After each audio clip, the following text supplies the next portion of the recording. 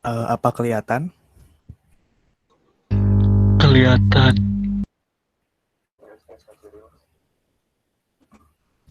Oke, saya izin menjelaskan soal 3.29. Nama saya Dimas Ataryadi Wahab, NRP 22 2018-016. Izin menjelaskan, jadi nomor 3.29 ini tuh terlihat pada gambar ya. Jadi ada arus cash flow gitu. Jadi memiliki I atau bunga sebesar 6%. Dan gambar diagram cash flow-nya seperti ini. Nah, ini tuh ditanya berapa eh, besaran nilai pada present atau pada tahun ke-0. Ini mungkin seharusnya ke atas ya, mohon maaf. P-nya berapa P di sini ditanya. Nah, caranya kalau kita lihat di sini tuh dibagi 3 P. Yang pertama ini, yang kedua ini, dan yang ketiga ini. Nah, mungkin kita kerjakan yang pertama dulu, yang 100 ini. Nah, kan ini 100 hanya satu ya, berarti di sini itu masuknya single payment formula. Sehingga kalau kita P1 di sini ditanyakan present di sini, kita diketahui F-nya 100. Nah, ini saya menggunakan tabel ya, bukan menggunakan rumus. Jadi P per F, jadi ditanyakan per diketahui, dan I-nya diketahui 6%, N-nya 1 dari tahun ke-1 ke tahun ke-0. Nah, kalau bisa dilihat di sini hasilnya 0,94340, itu tuh dari, bisa dilihat I-nya 6%, N1, P per F, N-nya 1, ininya 6%, P per F, sehingga menghasilkan ini. Kelihatan ya di sini 0,94340. Jadi 100 dikali 0,94340, hasilnya P1 itu 94,34 nilainya. Dari baru yang ini doang. Nah, sekarang kita lihat yang ini. Ini tuh jadi masuknya ke uniform series formula ya. Karena ini tuh besarannya sama selama 2 tahun. Nah, uniform itu tuh kalau dipresentkan itu 1 tahun sebelum A pertama. Berarti A, mencari P di sini, rumusnya tuh ini. Kita bisa mencari P di sini, tetapi kan kita ingin mencari P di tahun ke-0, sehingga ditambah rumus yang ini. Nah, jadi P2 itu sama dengan A, present dari yang diketahui A-nya tuh ini nih, A-nya tuh 200 dan 200, I-nya 6%, dan N-nya 2, karena ini ada 2 tahun A-nya. Nah, kalau dilihat di tabel, P per A dengan I 6% dan N2, P per A-nya tuh berarti dapat 1,83339. Di sini 1,83339. Nah, untuk dari sini ke P0 berarti 2 tahun. Nah, 2 tahun di sini kita harus kali lagi P per F dengan 6%, I-nya 6%, dan N-nya 2. Kalau kita lihat di tabel, N2 P per F, I-nya 6%, masih sama, berarti dikali 0,89000. 0,89, sehingga A tadi 200 dikali 0,8339 dikali 0,89. Jadi P2-nya itu hasil dari yang ini adalah ini 326,4342. Kemudian kita ke yang P3. P3 itu yang ini. Ini sama kayak tadi uniform series formula. karena seragam setiap tahunnya. Itu bisa disebut juga A ya. A-nya tuh ada 4 tahun di sini. Nah, ini juga sama kalau uniform itu berarti bisa diketahui P di sini. P di sini berapa? Nah, P di situ tuh rumusnya ini. Tetapi karena kita ingin diketahui P di awal, ini hapus dulu ya. P di awal, berarti kita loncat tuh 2, 3, 4 tahun. Sehingga harus dikali lagi dengan faktor ini.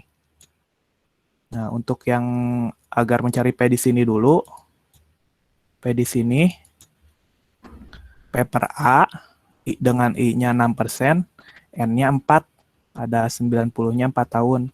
Sehingga 90 dikali, bisa lihat di tabel lagi, 4 tahun, P per A, 3,46. Ya, 3,46511.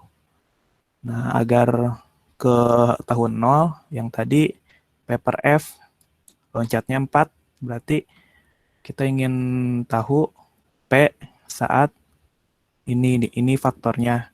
Didapatnya dari P per F 4 tahun, N-nya 4, jadi 0,79209. Nah, jadi tinggal dikaliin A-nya dikali ini dan dikali ini, hasilnya 247,0211. Nah, untuk P totalnya jadi tinggal ditambah P1 tambah P2 ditambah P3. Nah, hasilnya ini ya. Nah, tapi di sini tuh ada katanya tuh per unitnya $1.000. Jadi mungkin dikali 1.000 sehingga dihasilkan $668.795,3. Ya, begitu dari saya. Terima kasih. Oke, terima kasih. Dari teman-teman ada mau ditanyakan?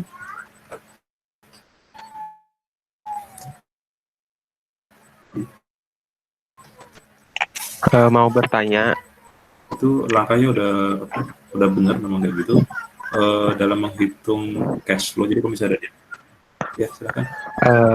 Tadi kan apa sih bedanya panah P ke atas sama P ke bawah? Terus kenapa dikaliin yang P2 sama P3 itu dikaliin F per P gitu? Terus kenapa N-nya itu 4 gitu sama 2? Terima kasih.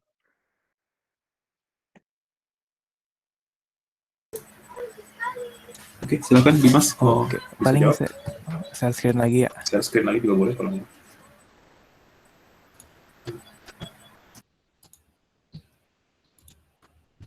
Kenapa tadi itu pertanyaannya? Mohon maaf. Kenapa, apa sih bedanya P tanda panah ke atas sama ke bawah gitu? Apa pengaruhnya gitu? Sama yang P2 sama P3 itu dikaliin faktor P per F ya, P per F ini ya. IN. Ya, yang nah, ini kalau panah itu, ini salah saya. Jadi kayaknya arus cash masuk sama keluar ya. Jadi ini tuh misalkan keluar, nah berapa sih? Ini misalkan masuk, berapa sih yang harus kita keluarkan di tahun 0? Jika ingin di tahun pertama itu kita dapat 100, tahun ketiga kita dapat 200, 4, 200, dan seterusnya. Gitu mungkin kalau untuk panah. Nah, untuk ini, ini tuh sebenarnya rumus menggunakan tabel ya. Jadi apa sih rumusnya tuh? Misalkan ditanyakan P present. Nah, diketahui F. Berarti rumusnya tuh ditanyakan per diketahui P per F, koma I itu itunya ya. Apa itu?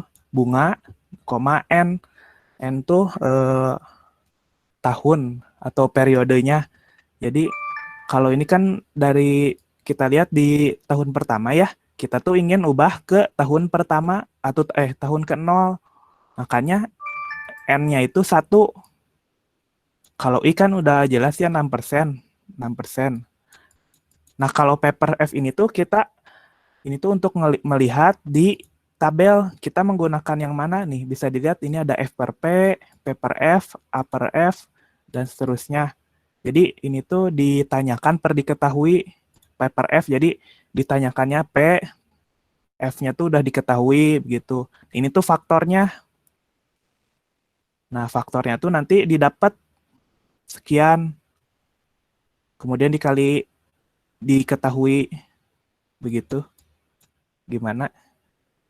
Sudah jelas? Iya, cukup jelas. Terima kasih. Sama-sama. Ada lagi yang mau bertanya?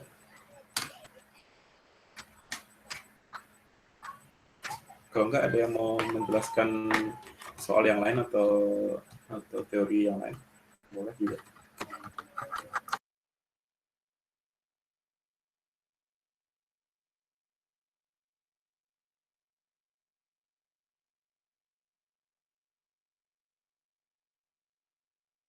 Oke, kalau nggak ada, saya share.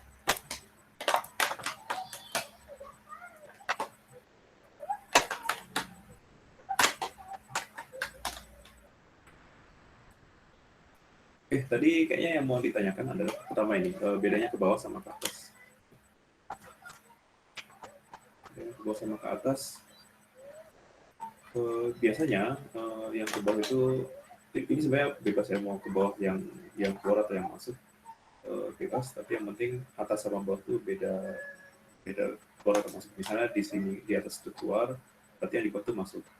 Nah, ini dilihat dari segi orang yang mengerjakan si cash flow ini, atau si subjek yang terkena cash flow. Kalau misalnya ke atas itu keluar, berarti biasanya adalah itu keluar dari kantong mereka. Itu misalnya investasi itu kita mengeluarkan uang, jadi si investasinya itu keluar. Jadi misalnya dia pengen beli rumah atau apa, dia keluar, atau dia nyicil ke bank, itu keluar. Nah, ini nanti bisa ditanyakan, ini setara dengan uang berapa sih yang keuntungan kita hari ini gitu, kalau misalnya kita dijumlahkan semuanya.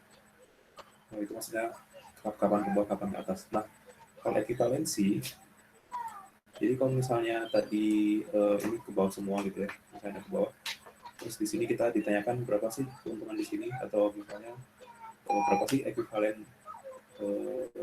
yang keluar harusnya di hari ini biar kita selama 3 tahun di mulai tahun kedua itu ada pemasukan yang merata gitu ya. Nah, ini kita harus konversikan karena kita punya rumus rumus A per P ini hanya berlaku jika si hubungan P dengan A itu selisihnya cuma 1 tahun atau 1 periode. Dia mau tahun 6 bulan bebas, tapi 1 periode. Nah, ini hubungan seperti ini, hubungan cash flow seperti ini baru bisa dipakai rumus P per A, I, N. Nah, kalau misalnya ada gap yang jauh, misalnya gapnya 3 tahun gitu ya, nah, ini A, di sini ada P, ini 1, 2, 3. Nah, gapnya ada 3 periode. Nah, kita kalau misalnya mau pakai rumus ini, kita akan mengkonversikan nilai A menjadi sebuah nilai ekivalen untuk di tahun sebelumnya.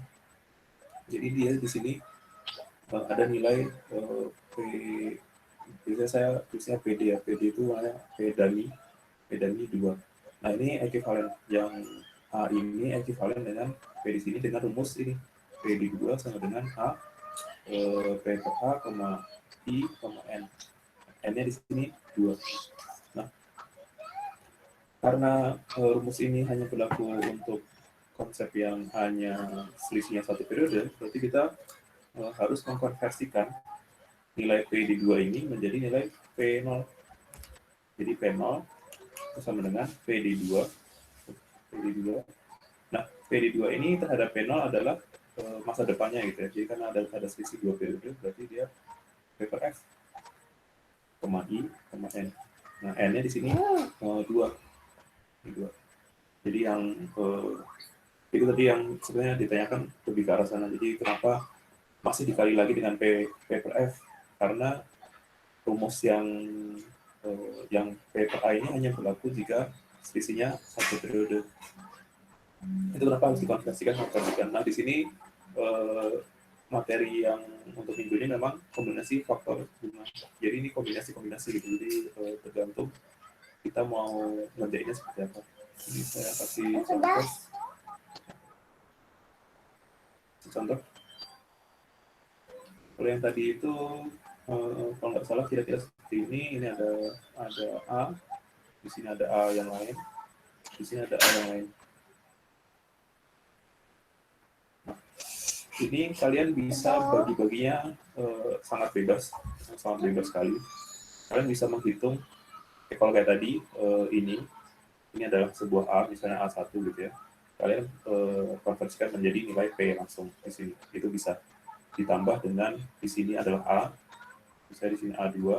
Kalian konversikan menjadi nilai P dummy, terus dikonversikan lagi menjadi nilai P dengan pakai P per F.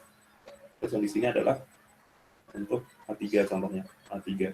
Terus ini kalian konversikan menjadi P dummy sekian, terus ini dikonversikan menjadi P di belakang. Jadi terus nanti itu ditambahkan, jadi P0 itu adalah P1, P2, P3, ditambahkan semua. Nah, tapi dengan faktor koreksi P per F.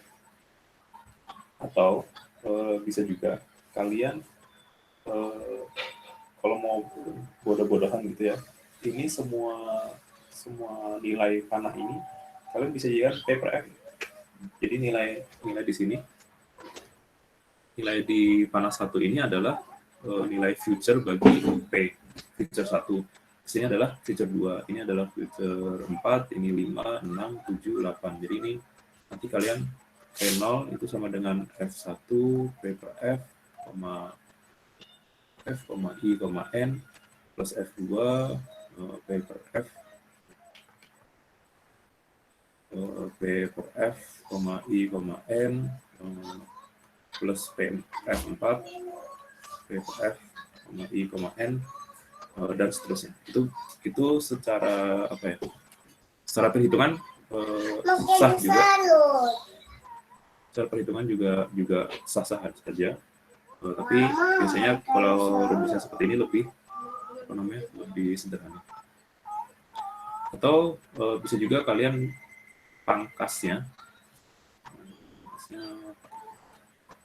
adalah di kotak ini. Jadi kalian pangkasnya di sini. Nah, ini kalian anggap menjadi sebuah nilai A1. Terus di sini kalian anggap sebagai nilai A2. Ini juga boleh. Nah, di sini nanti kan ada yang kosong nih. Ada yang kosong, nanti kalian minuskan. Dikurangi. Jadi P0 itu sama dengan A1 dikali dengan P per A, I, N, dikurangi dengan nilai di sini. Nilai di sini adalah F3 mungkin. F3 dikali dengan P per F, I, N, ditambah dengan A2. Ditambah dengan A2, ini P per A, I, N. Tapi karena A2 ini posisinya masih jauh dari P0, berarti kita konversikan lagi dengan cara dikalikan dengan P per F. Karena posisi A2 itu kalau dikonversikan menjadi P, dia menjadi nilai future bagi P0. I, N. Nah, ini kalian bisa mangkasnya bebas, tergantung mana sih yang lebih enak dikerjakan. Oke, kita kembali ke yang sebelumnya. Nah, ini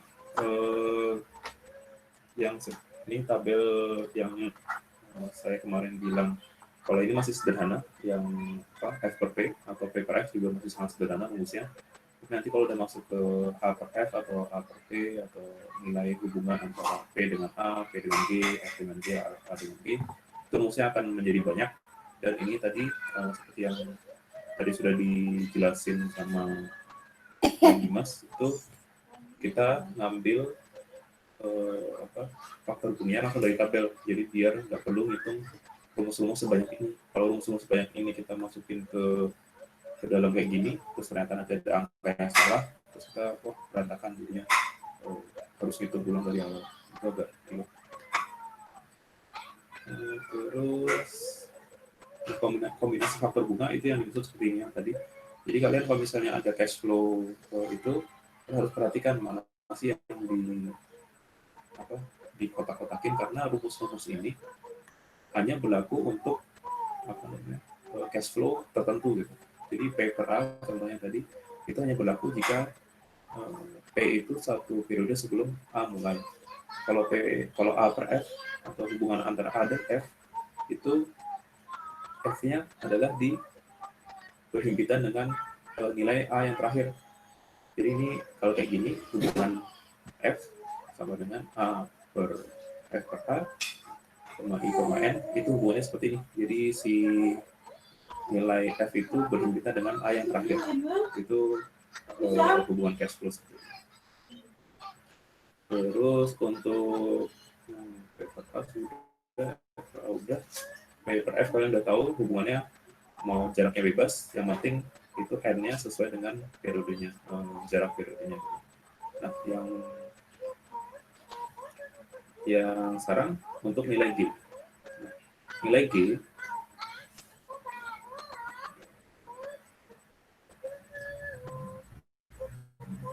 ada yang mau jelasin dulu? Saya kasih kesempatan. Kalau enggak,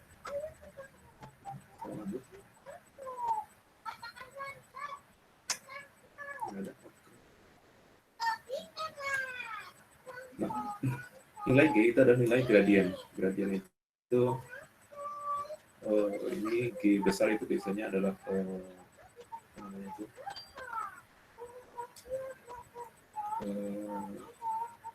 gradien konstan. Gradien konstan. Dan nilai ada G kecil itu gradien yang aritmetik.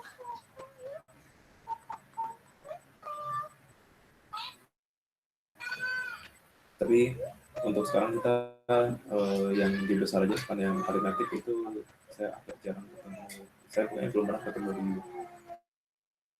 di kehidupan langsung, tapi yang penting nanti udah paham dulu. Nah, nilai G itu adalah adanya cash flow yang bertambah terus atau berubah terus sepanjang periode-periode yang ada. Contohnya ada seperti ini. Ini di tahun pertama, sebenarnya kita ada nilai misalnya 10 juta gitu, kita investasi. Nanti di tahun kedua itu kita investasi 11 juta, tahun ketiga 12 juta, tahun keempat 13, ini 14, dan seterusnya. 15.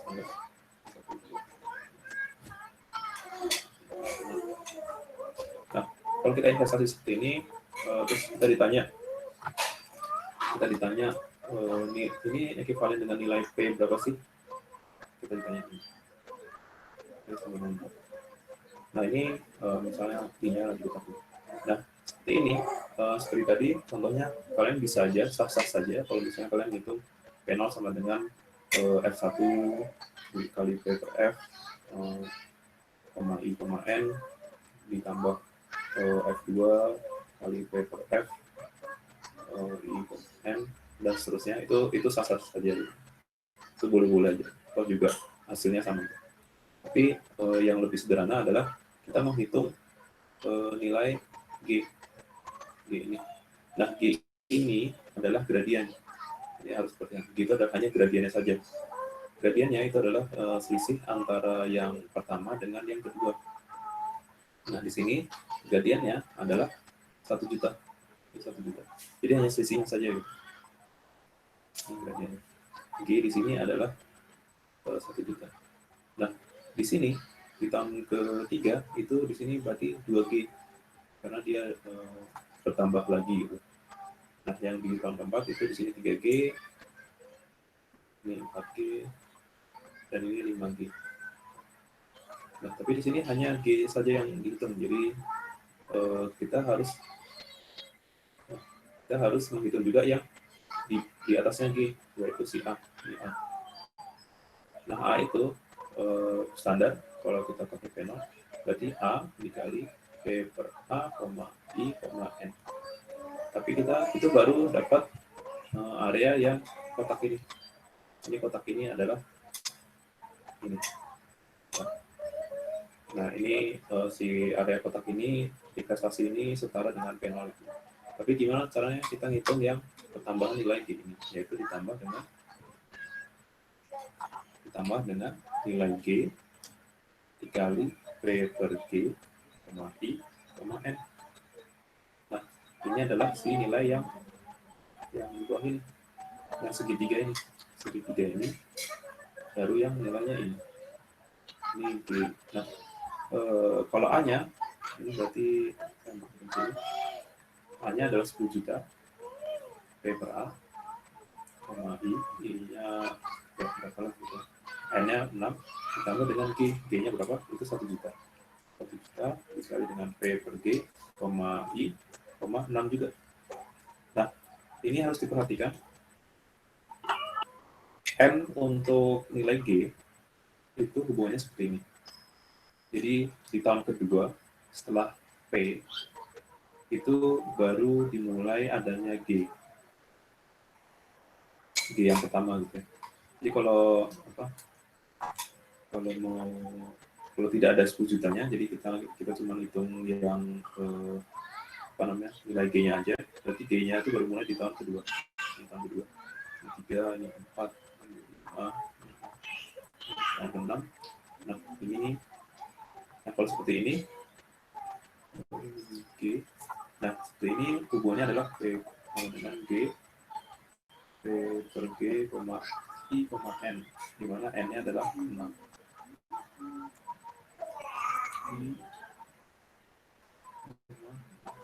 Nah, ini hubungannya seperti ini. Ini harus diperhatikan ada gap 2 tahun atau 2 periode baru berlaku nilai G.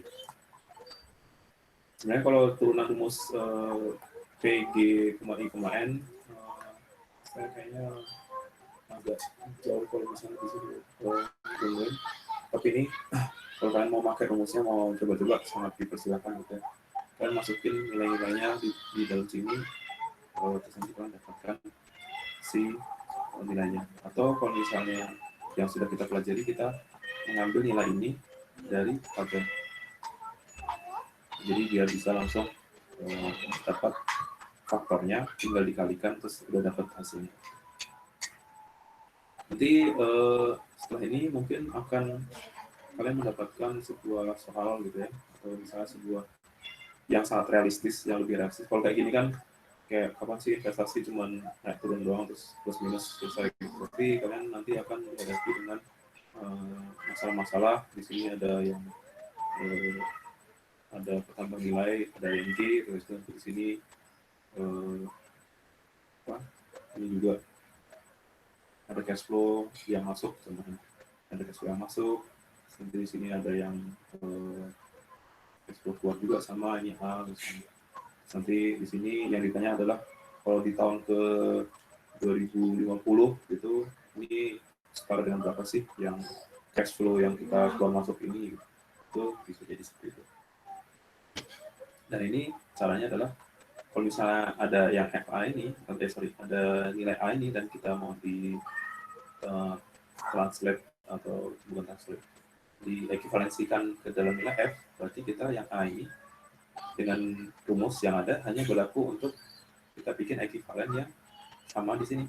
Jadi di sini kita ada nilai F dummy, saya biasanya F dummy, nanti baru di translate atau diekuivalensikan ke dalam F yang nilai F. Nah di sini juga kalau misalnya kita ada ini, terus kita punya rumusnya hanya F per G atau misalnya A per G. Kita ada rumus A per G itu yang mudah. Jadi ini ada A per G. Kita ada rumus A per G itu kita bisa kita bisa setarakan nilai ini menjadi nilai yang rata gitu. Nilai yang rata sekian. Kita dapat nilai yang rata. Ini ekuivalennya sekian menjadi berapa, terus baru di ekuivalensikan menjadi nilai fx. Ini juga sama Misalnya kalau kayak gini, terus ternyata lebih mudah menjadikan nilai P dulu, bisa, ternyata nilai P-nya setara dengan sekian gitu. Jadi baru diekivalensikan menjadi nilai setara. Nanti habis itu tinggal ditambahin semua, terus dapatlah nilai P. Itu. Ada yang ditanyakan dulu?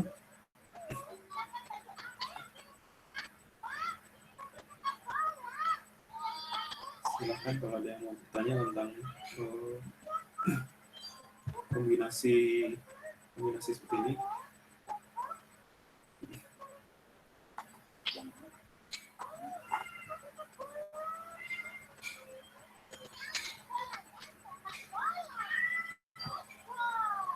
Jadi yang perlu diperhatikan adalah rumus-rumus ini hanya berlaku untuk kombinasi cash flow yang sesuai dengan itu.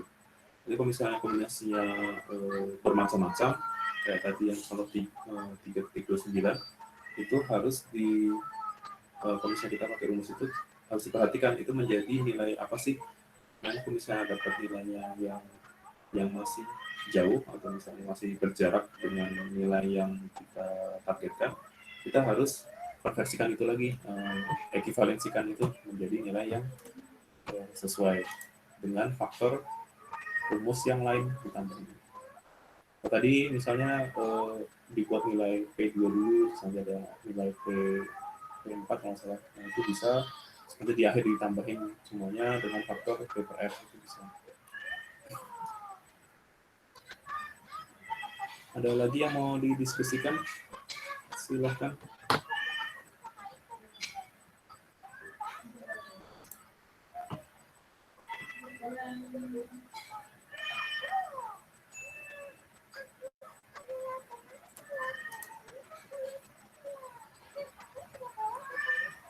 Oke, kalau nggak ada, terima kasih buat tadi Dimas yang sudah share. Jangan lupa untuk absen. Mungkin weekend atau Senin nanti saya tambahkan materi lagi ke dalam Moodle buat belajar dulu, biar habis itu di sini diskusi dulu, biar lebih ke arah gitu. Oke, terima kasih sudah pada hadir. Selamat pagi. Wassalamualaikum warahmatullahi wabarakatuh. Waalaikumsalam warahmatullahi wabarakatuh. Terima kasih banyak, Pak.